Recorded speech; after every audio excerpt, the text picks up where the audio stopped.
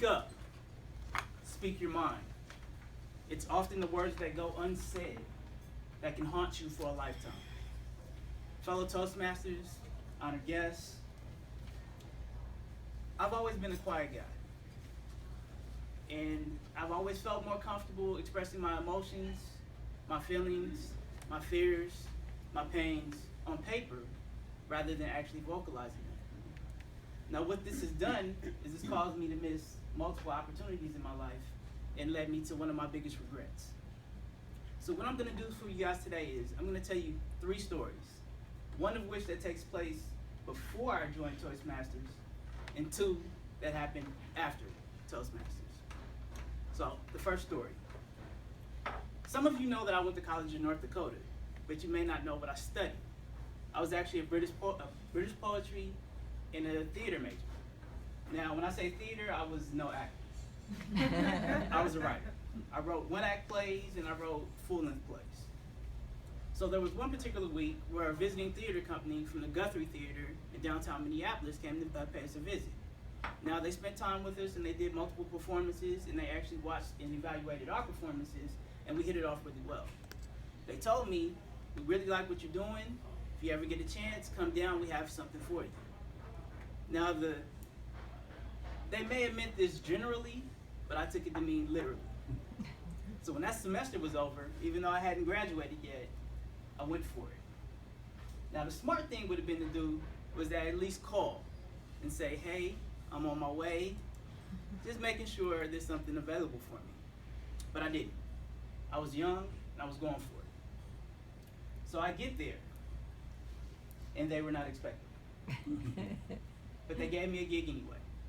And for 2 months, I worked there. But I didn't write a single thing. I worked on stages, and I built props for 2 months. And I was miserable. So I quit. It's one of my biggest regrets because one, if I would have just spoken up, I feel like the situation would have been different. Maybe I wouldn't have left early, or maybe I would have vocalized that I am a writer and I deserve to be here. I need a chance to write. But I didn't, and I left. And it's something that's haunted me since then. I wish I had Toastmasters at that time to actually help me formulate those thoughts and have the confidence to be able to speak up when I needed it at that point in my life. But it's okay. The next 2 stories will be a little bit brighter than that. Next quote. Speak up. Have you ever wondered which hurts the most? Saying something you wish you hadn't, or not saying anything and wishing you had? Fast forward to post Toastmasters Mike, and we're having a trade show in downtown Los Angeles called AES. Now, at a trade show, what I do is I work with the speaker demos. So what we do is we demo our different speakers playing different music for the attendees. And this one particular time, we were in between sessions, and I was just sitting there playing on my phone when someone walks in and says, can we all please clear the room? Mr. Wonder is coming in. I say to myself, who is Mr. Wonder? I don't know what you're talking about. And then Mr. Stevie Wonder walks in the room with his entourage. We all get nervous and we all freeze. But we do the presentation and the demo regardless. So when the demo's over, about 20 minutes later, him and his entourage start to walk out, and I say to myself, being the music lover that I am, coming from a musical family, I have to say something to this man. In days past, I wouldn't have said a word. I may have waved, I may have did a respectful head nod and let him go on about his way. But today I was gonna say something. Had no idea what I was gonna say, but I was gonna say something. So this became the toughest table topics I ever had. So I mustered the courage to walk up to him. I had to kind of sidestep his security guard. And I said, Mr. Wonder, I'm a huge fan of yours. Me and my family have listened to your music all our lives. We love everything that you do. And he said, thank you. And then I said, sir, Golden Lady is one of my favorite songs of all time. And he stopped. And he said, can you say that again? I said, Golden Lady is one of my favorite songs of all time. Now, some of you may not know the song Golden Lady by Stevie Wonder. I believe it was a song on a B-side. It wasn't one of his biggest hits, but it's one of my particular favorites. And I think upon knowing that and him hearing that, he knew that I was a true fan. I wasn't just the casual kind of guy.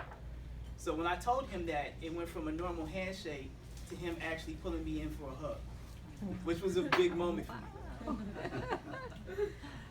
So from there, we took pictures. It was a great time. Andres was there. He can verify the whole thing happened.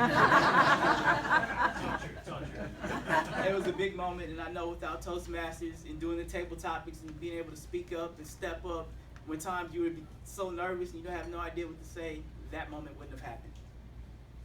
Third story. Speak up. Speak your mind. Life is too short to leave important words unspoken. My father for years, maybe about 10 years now, has had a number of health issues. He's dealt with diabetes, he's dealt with strokes, he's dealt with brain disease, he's dealt with a number of different things. And he usually gets around on a walker, but normally, of late, he's been getting around on a motorized kind of chair, and he gets around in a wheelchair. So he hasn't been walking as much. And I've noticed the change. And I noticed his mood seemed different. He wasn't talking as much. He wasn't eating as much. He didn't seem like himself. And I felt like I had to say something. In days past, I probably wouldn't have said a thing. But I felt the need to say something. This is where Toastmasters kicks in. I didn't say anything at the time. I went home, and I started working on it like it was a speech. I had my ideas and my major key points that I wanted to get across to him. I had to think up an opening illustration, how to close it and wrap it all up so it made sense to have this emotional conversation with my father. So the next day comes and I see him, and we're watching Family Feud like we always do, because that's our favorite show to watch together. And I mute the TV, and I tell him, Dad, I know you can do better. I've seen you do better. I know there's better in you. Something is not right with you right now, and that has to change. And he paused for a second, and then he started to give me the excuses. Oh, my feet hurt. My stomach has been hurting. My back has been hurting. This is going on. That is going on. And I cut him off. And I said, Dad, you got to get it together. This is not a game. This is your life. You have to do what you can to get better. There's some things that are absolutely out of your control. Some things you absolutely can't do anything about. What you can control is that you eat healthy today. That you pass on the Jack in the Box, you pass on the McDonald's, you eat healthy today. You can exercise today. All of these things you can control, and you can take it serious. And from there, you let the cards fall where they may. He didn't say much after that. And I left pretty quickly because still my father, I'm still kind of scared of him. I didn't know what was going on. That evening, he gives me a call and he says he wants me to take him to the gym the next day. So Monday night, this past Monday night, we worked him out pretty hard. The following morning, he called me and told me he was so sore he could barely hold up the phone. Then that evening, he called me again and told me he had been doing some walking up and down the hallway. The following day, he called me again and told me he had been doing arm throws in the house. It's like, okay. Then yesterday again, he called me to come work him out again. And I went last night and worked him out. And I see the change happen. That conversation would have never happened. To be able to sit back and formulate my thoughts and gather them together to say what was needed to be said when it was needed to be said, I wouldn't have had that without Toastmasters. So last point, speak up. You can have regret from yesterday, you can have regret from tomorrow, but peace today only comes by vocalizing your heart's deepest feelings. A life spent fearful of showing your soul is a life not worth living. Thank you.